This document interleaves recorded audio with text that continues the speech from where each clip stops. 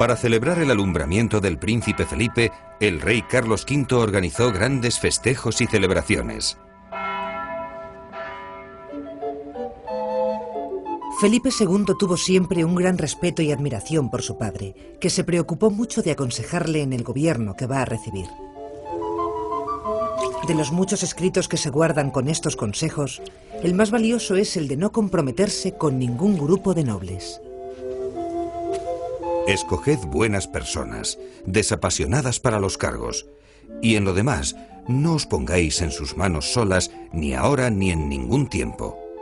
Antes tratad los negocios con muchos, y no os atengáis y obliguéis a uno solo, porque, aunque es más descansado, no os conviene.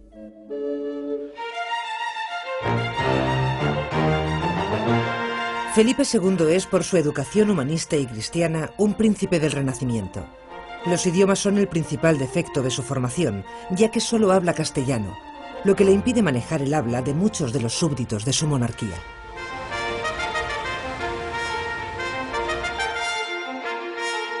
Desde los 16 años tiene experiencia en el gobierno, ya que es regente durante los múltiples viajes de su padre y más tarde es nombrado rey de Nápoles y duque de Milán.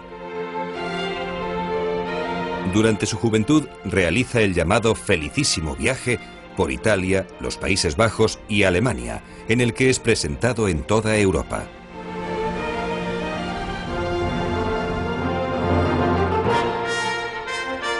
Su presencia despierta un gran interés y curiosidad allá donde va, puesto que se va a convertir en la persona más poderosa del planeta.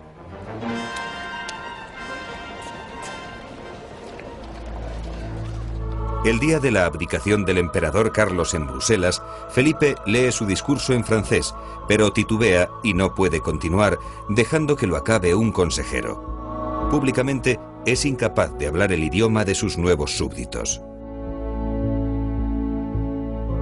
Felipe II, el rey prudente, hereda Castilla, Aragón, los Países Bajos, el Franco Condado, Nápoles, Sicilia, Milán, además de la mayor parte de América y Oceanía. La herencia de los Habsburgo, compuesta por el Imperio alemán y las posesiones austrohúngaras, queda en manos de su tío Fernando.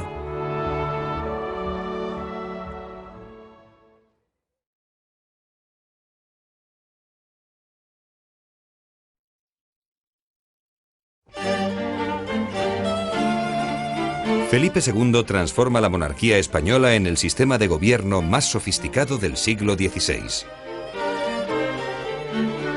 Construye una impresionante maquinaria administrativa para regir sus territorios y recaudar dinero para las guerras. Iniciativa suya son las relaciones topográficas. Encuestas, descripciones y cartografía de los pueblos de España que sirven para un conocimiento exacto de los recursos de Castilla.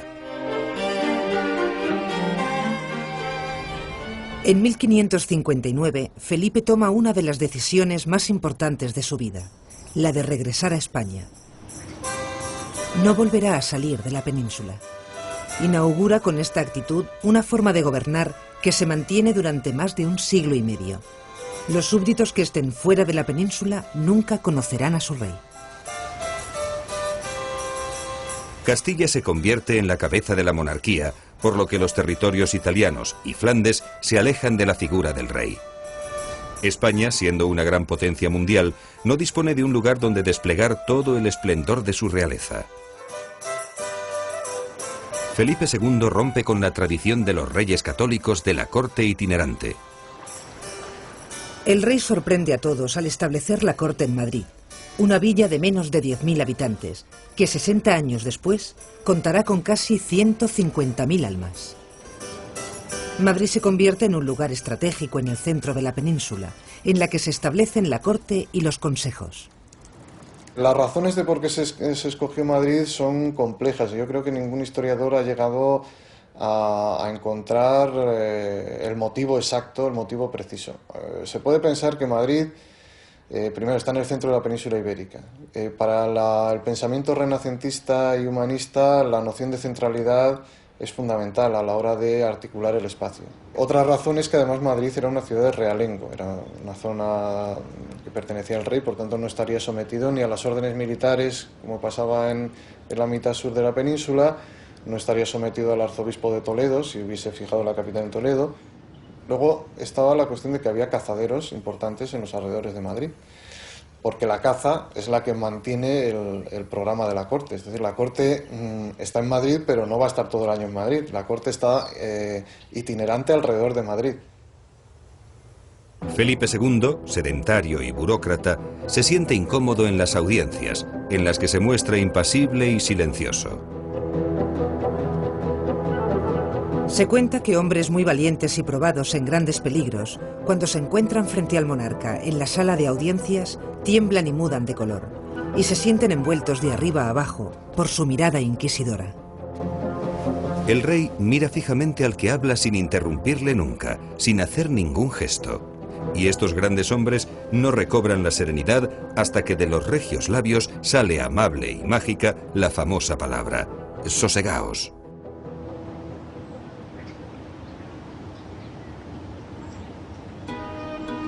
Es un hombre culto, muy aficionado a la lectura, a las ciencias, la arquitectura, las artes y la jardinería, tema en el que es un auténtico experto. Importa semillas de todas las partes de la monarquía y contrata a los mejores jardineros flamencos.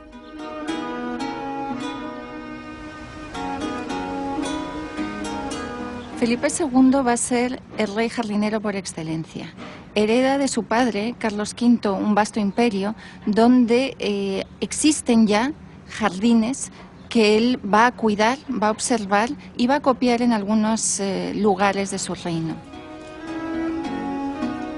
Los jardines renacentistas demuestran un gran respeto por la naturaleza como fuente de riqueza. Son concebidos por Felipe II como un paraíso, una fantasía donde el rey da forma a su imagen idealizada del mundo. El rey canaliza las influencias europeas y de la cultura hispano-árabe y crea el modelo de jardín español, caracterizado por un cuidado extremo tanto de las plantas autóctonas como de las llegadas de América. Estos jardines se transforman en espacios para la expansión y el entretenimiento, llenándose de dromedarios, avestruces, pavos reales y otros animales. También en ellos se experimenta con plantas medicinales y con las especies del Nuevo Mundo, como la patata, el tabaco o el tomate, durante mucho tiempo utilizadas simplemente como ornamentación. Frente al jardín medieval, que era cerrado y miraba hacia adentro, el renacentista se abre al mundo exterior creando las composiciones axiales que evolucionarán hacia el gran jardín barroco.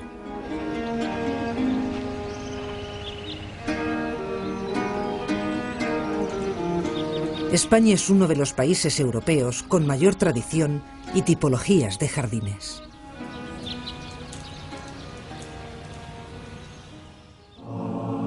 El rey tiene un gran sentido de la responsabilidad y siempre actúa consciente de la relevancia de sus decisiones. Agora me dan otro pliego vuestro. No tengo tiempo ni cabeza para verle, y así no le abro hasta mañana, y son dadas las 10 y no he cenado. Y quédame la mesa llena de papeles para mañana, pues ya no puedo más agora. En su madurez trabaja intensamente en su despacho. Empieza la jornada a las 8 de la mañana y termina bien entrada la noche. Se permite pocas alegrías y no asiste a fiestas ni saraos. Detesta la adulación y es exigente con el ceremonial porque expresa la grandeza de la monarquía. En la intimidad prefiere la sencillez, viste de negro y prohíbe que se utilice delante de él el título de majestad.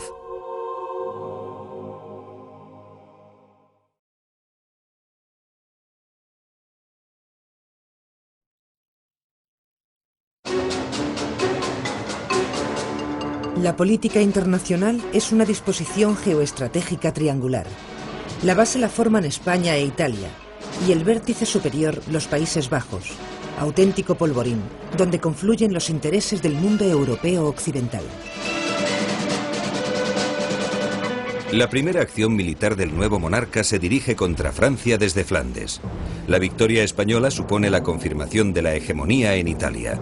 Es la famosa batalla de San Quintín, con la que finaliza la enemistad de los Valois con los Habsburgo de España. Felipe está presente en el campo de batalla por primera y última vez, ya que queda horrorizado del terrible espectáculo de la guerra. Para conmemorar esta victoria, el rey levanta el monasterio de El Escorial.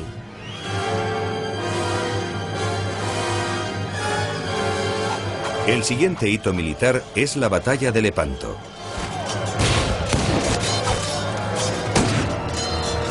Venecia, Génova, los estados pontificios y España unen sus armadas en una liga para frenar el poder del Imperio Otomano. La Liga Católica, bajo el mando de Don Juan de Austria, vence y frena el avance de la flota musulmana. Sin embargo, la falta de unidad entre los aliados cristianos hace que muy pronto el Imperio Otomano organice una nueva armada.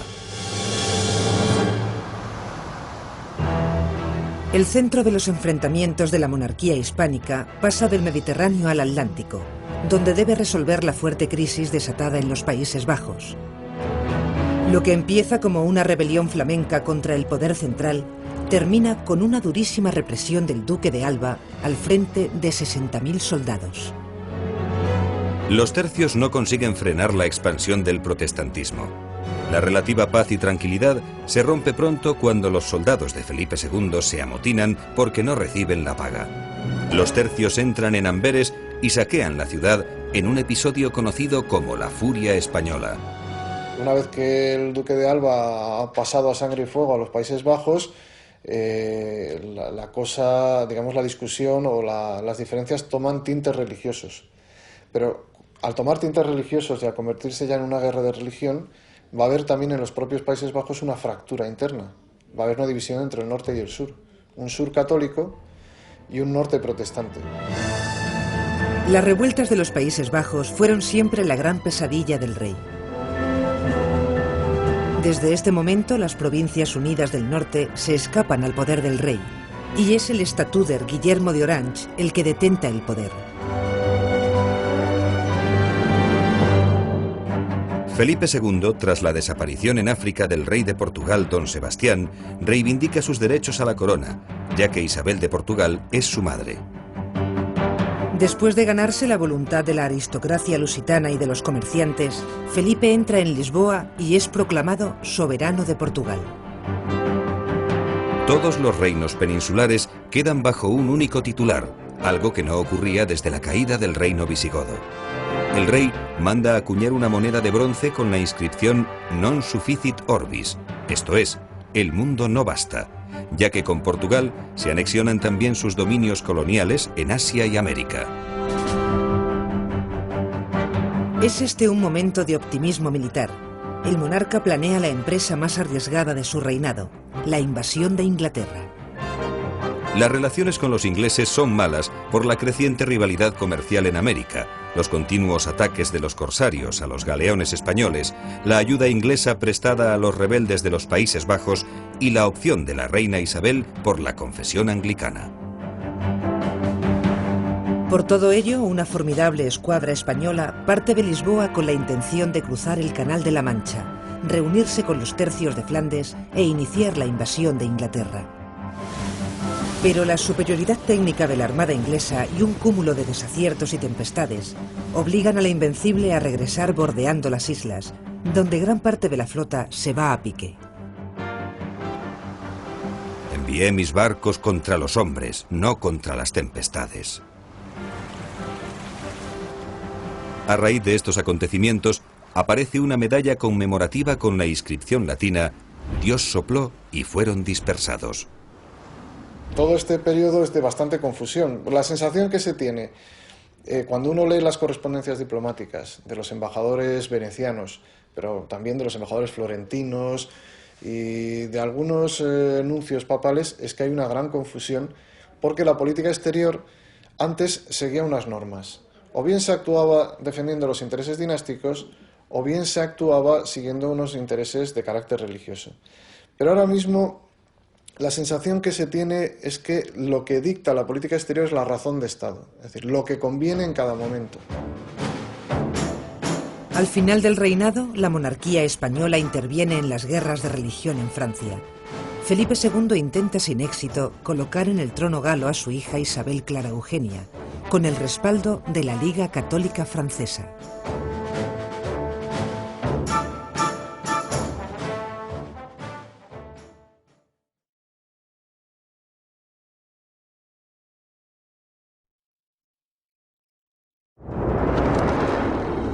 La visión de una España bárbara, intolerante y fanática se extiende en toda Europa. Es la leyenda negra en la que Felipe II aparece como un monstruo y se le conoce como el demonio del mediodía. El origen de esta leyenda está en una serie de calumnias iniciadas por el estatúder Guillermo de Orange y por Antonio Pérez, secretario y hombre de confianza del rey, hasta que le traiciona.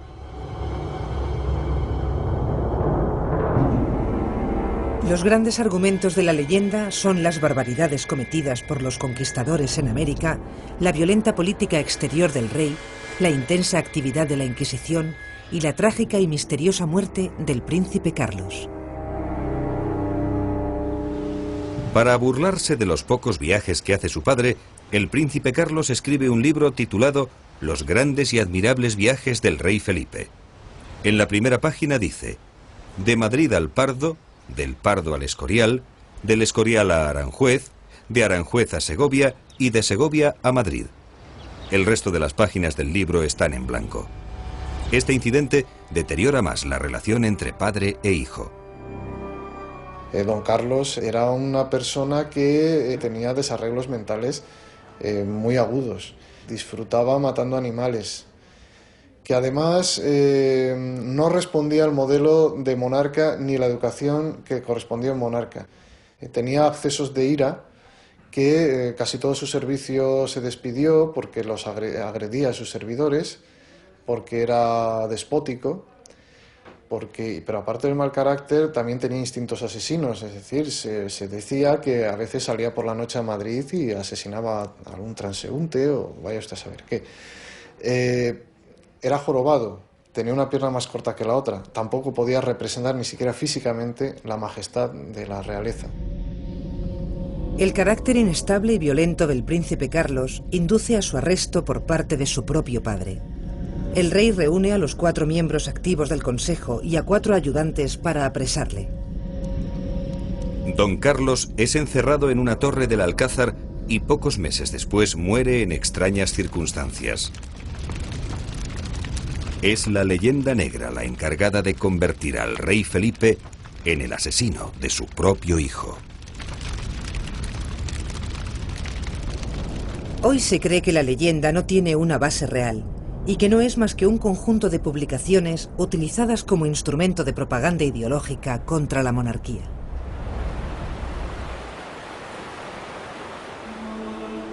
La mística es una de las manifestaciones más elevadas de la espiritualidad humana, ya que es fruto de la comunicación directa de Dios con el hombre. San Juan de la Cruz y Santa Teresa de Jesús son los 2 máximos representantes de esta corriente. Ambos compaginan la vida contemplativa con una intensa actividad social de reforma de la Iglesia. Santa Teresa emprende la reforma de la Orden de los Carmelitas, suscitando disputas entre los reformados descalzos y los no reformados o calzados. La más famosa y perfecta de sus obras es Las Moradas. La santa encarga a su amigo San Juan de la Cruz la fundación de conventos reformados de frailes. Aunque es chico, entiendo es grande en los ojos de Dios. No hay fraile que no diga bien de él. En mi opinión, es una gran pieza. Oh llama de amor viva, que tiernamente hieres de mi alma en el más profundo centro. Pues ya no eres esquiva, acaba ya si quieres. Rompe la tela de este dulce encuentro. La figura del Greco nacido en la isla de Creta y establecido en Toledo representa la corriente mística y ascética en el campo de la pintura. Es un hombre de un gran temperamento místico. Sus figuras alargadas y ascendentes, como la llama de amor viva de San Juan, son reflejo del ansia por lograr un contacto directo con Dios. El entierro del conde de Orgaz o la adoración de los pastores son un buen ejemplo de ello.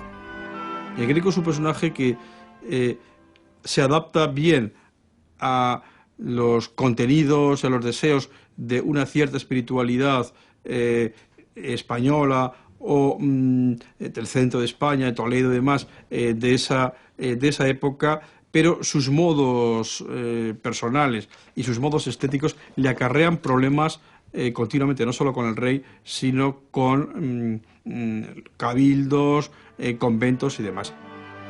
El caballero de la mano en el pecho nos ha quedado como el prototipo de hidalgo español, austero, espiritual y profundamente serio.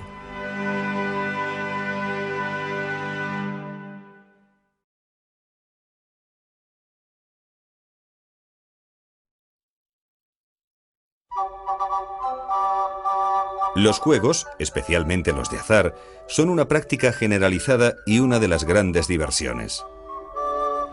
El juego de la pelota y el ajedrez los practican los cortesanos.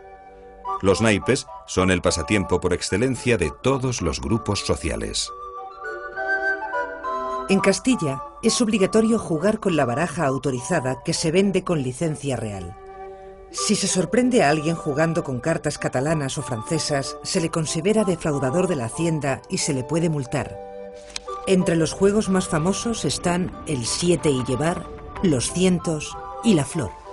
Algunos de ellos están prohibidos, como los dados. Una de las grandes fiestas en las que participa todo el pueblo es el carnaval. Es un momento de gran bullicio y animación. Su duración varía, pero siempre termina el miércoles de ceniza, inicio de la cuaresma, es decir, del ayuno y la mortificación propios de este tiempo. El confesionalismo, por lo menos después del Concilio de Trento, va a intentar modificar la cultura popular. Transformar la cultura popular, que es una cultura espontánea, que es una válvula de escape en el cual el pueblo da rienda suelta a sus temores, a sus miedos, da rienda suelta también a su crítica, a la sátira, a la contestación al poder, pero siempre, como digo, dentro de unos cauces, transformarlo en fiesta religiosa. Es un intento de transformar la cultura popular e impregnarla de religión. Las máscaras y disfraces aparecen en Italia y se difunden rápidamente por toda Europa. Por unos días el pueblo disfrazado puede liberarse de su miseria y ridiculizar a las jerarquías.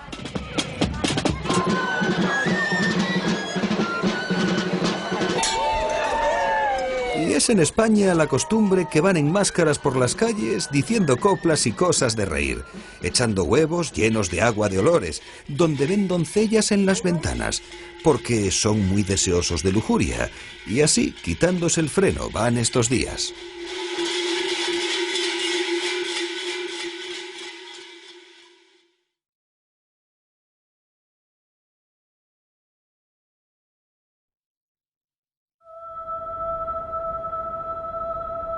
La relación entre la figura de Felipe II y el monasterio del Escorial es esencial.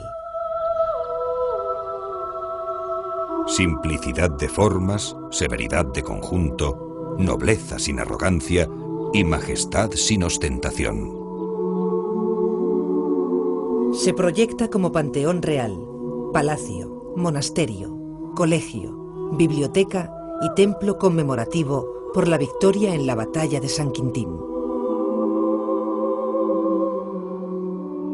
El Escorial se convierte en un gran foco de cultura, con un fondo de miles de libros científicos y literarios en diversas lenguas, como árabe y hebreo. Felipe II es uno de los mayores coleccionistas de arte de estos años. En realidad, el Escorial es todo como una emulación y una pretensión de superar el Vaticano, el mundo de Roma, el mundo de los papas, ¿no? Ya crear por Felipe II su reducto religioso y político particular. Y eso es lo que le da esa gran peculiaridad. Durante el breve periodo que dura su construcción, menos de 25 años, los principales artistas y artesanos dejan su huella en él. Juan de Herrera, arquitecto de El Escorial, Es el máximo representante del Renacimiento en España. Es el creador del estilo herreriano, que supone la disolución de la ornamentación figurativa y la culminación expresiva de los volúmenes arquitectónicos propia del clasicismo. Para Juan de Herrera, la figura cúbica es el lugar donde se pueden desarrollar todas las operaciones geométricas, todas las operaciones matemáticas, todas las leyes del universo. Es una figura mágica, realmente, que compendia un poco la idea del universo. Este estilo domina la arquitectura española durante casi un siglo. Para su levantamiento, se vuelve a utilizar el clásico y olvidado procedimiento de prelabrado en cantera. Una vez extraído el bloque en bruto de la cantera, se procede a desbrozarlo y a segmentarlo en bloques más pequeños. Con el pico y la alcodadera se marca la línea por donde se quiere dividir el bloque. Sobre ella se realiza un número determinado de perforaciones no muy profundas, que albergarán unas cuñas metálicas. Estas, al ser fuertemente golpeadas, fracturarán la piedra por dicha línea.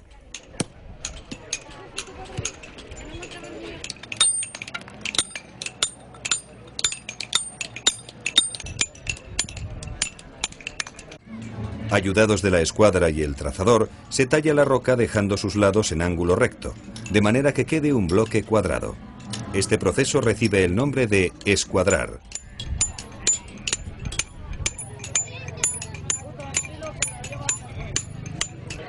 Luego, con la regla y los instrumentos cortantes, se hace un escalón en cada una de las aristas.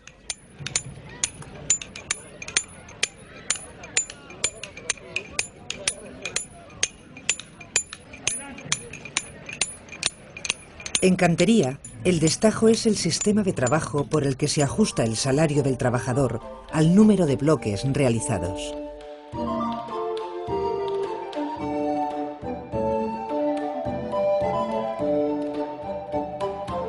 En Madrid y sus alrededores existen numerosas casas y sitios reales.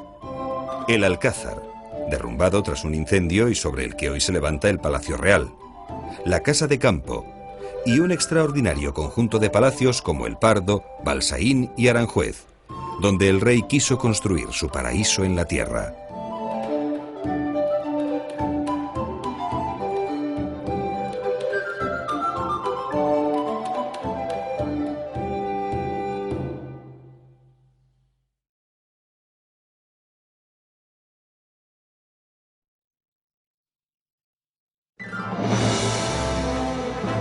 Durante el reinado de Felipe II, la monarquía española alcanza la hegemonía en Europa y se engrandece con los dominios africanos y asiáticos de la Corona de Portugal.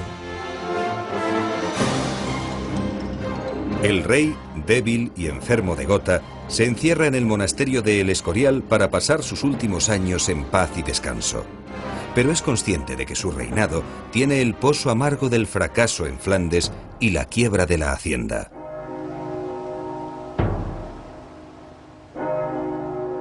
La última etapa de su reinado es el inicio de un largo periodo de decadencia, cuyas principales razones son la fiscalidad deficitaria y la progresiva despoblación, que provocan sucesivas bancarrotas y malestar social.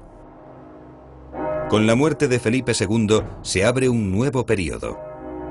Sus sucesores, Felipe III, Felipe IV y Carlos II, dejarán el control del poder real en los validos y en la aristocracia.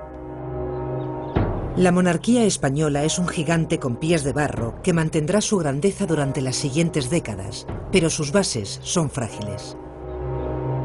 El declive económico y la lejanía entre los dominios contribuirán a la quiebra del poder español.